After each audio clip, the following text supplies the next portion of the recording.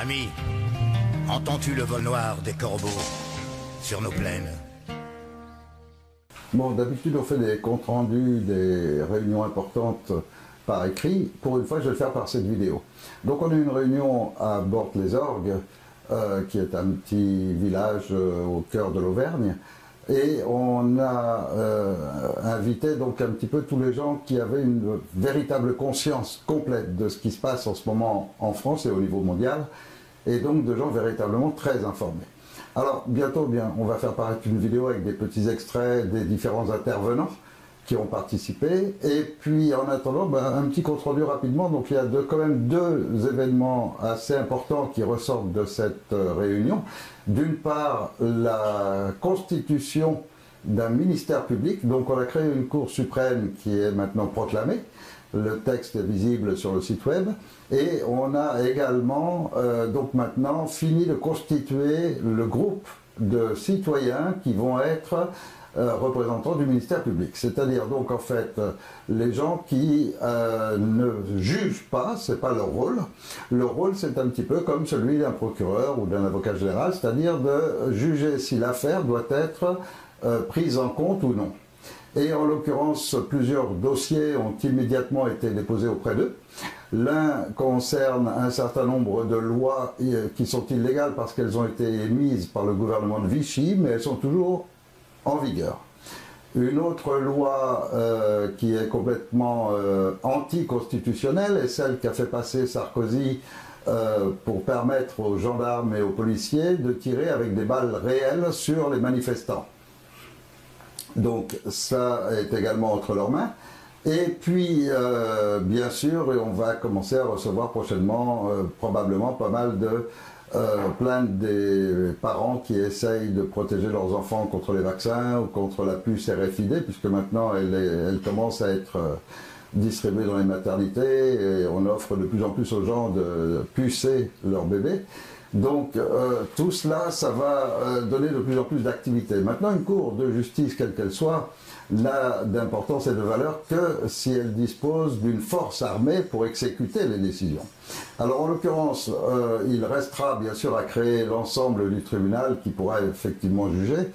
Et pour l'instant, on va se limiter seulement à cet aspect du ministère public, qui peut émettre des mandats d'arrêt lorsqu'il s'agit de gens qui mettent véritablement en danger beaucoup d'autres personnes ou qui ont commis des trahisons graves vis-à-vis du peuple français ou de la nation ou du territoire français. Alors, la situation actuelle étant vraiment très proche d'une guerre civile, je pense que la plupart des gens maintenant s'en rendent compte, on est aussi en besoin d'une police saine. Il y a beaucoup trop d'affaires où aujourd'hui on voit bien que tout ce qui est police et gendarmerie ont renoncé au droit et ont accepté d'être comme des mercenaires au service d'une mafia qui a pris le pouvoir et qui est totalement illégitime. Et donc, partant de là, il faut que les citoyens qui veulent voir leurs droits défendus disposent d'une police pour le faire.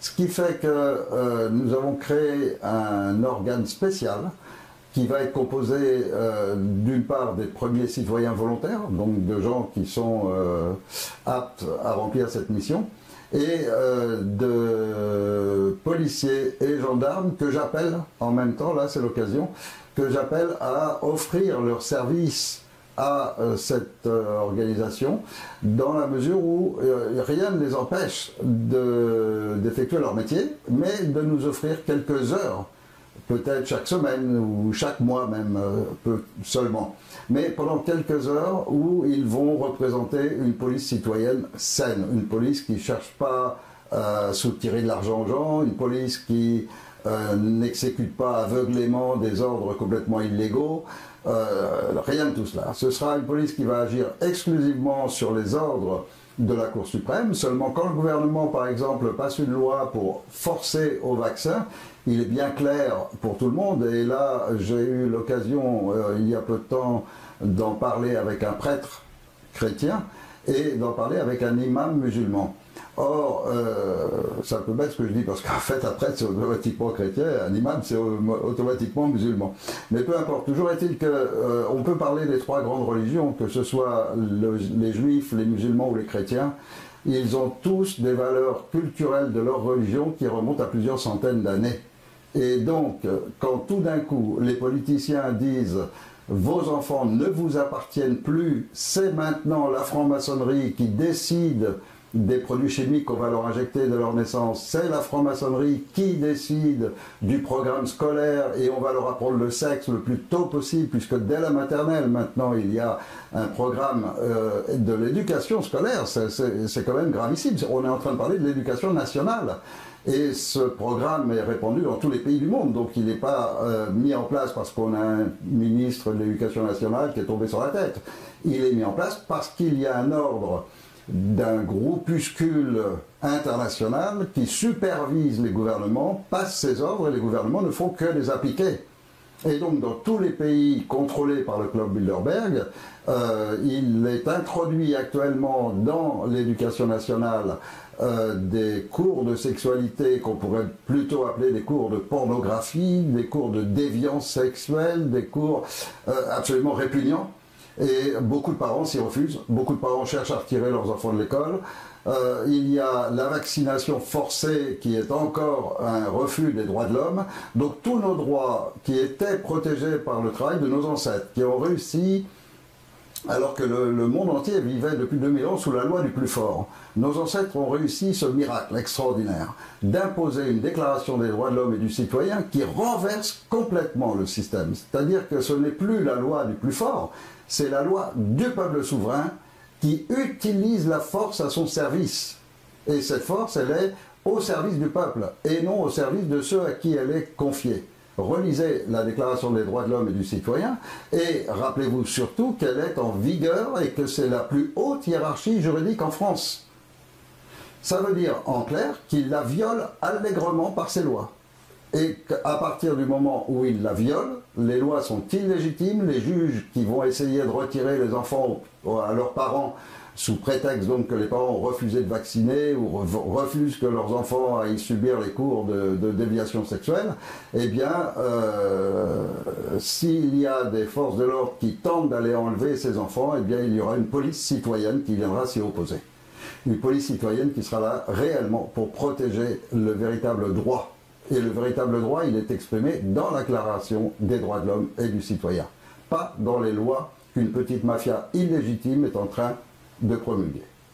Donc, cette réunion a une importance particulièrement capitale dans la mesure où cette Cour suprême est maintenant en activité grâce aux premiers groupes de membres qui ont pris en charge ce ministère public.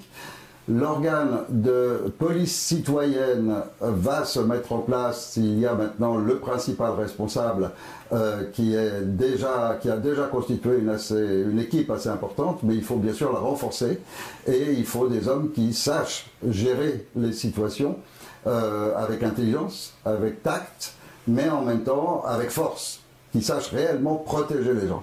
Donc, j'appelle véritablement tous les gendarmes qui ont pris conscience de ce qui était réellement en train de se passer, tous les policiers qui ont pris conscience qu'on est en train de se diriger à grands pas vers une guerre civile.